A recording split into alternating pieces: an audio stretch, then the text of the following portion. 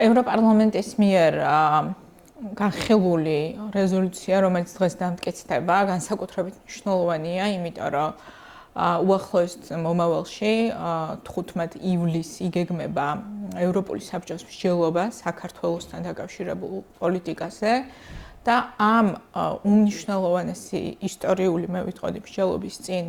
ევროპარლამენტის მიერ ძალიან ნათელი პოლიტიკური პოზიციების დაფიქსირება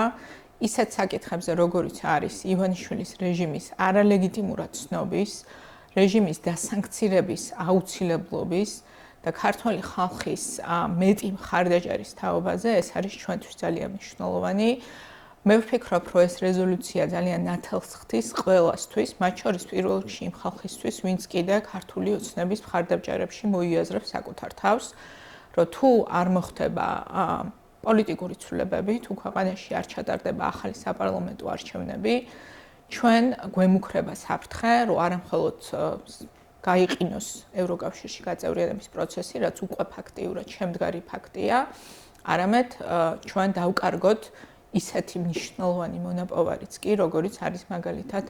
უვიზო მიმოსვლის შესაძლებლობა ევროკავშირის წევრ სახელმწიფოებში. ასე რომ ეს არის ძალიან მნიშვნელოვანი პოლიტიკური დოკუმენტი, რომელსაც ყველა ვისაც აწუხებს საქართველოს მომავალი, მისი ევროპული მომავლის ბედი ძალიან ყურადღებით უნდა გაეცნოს.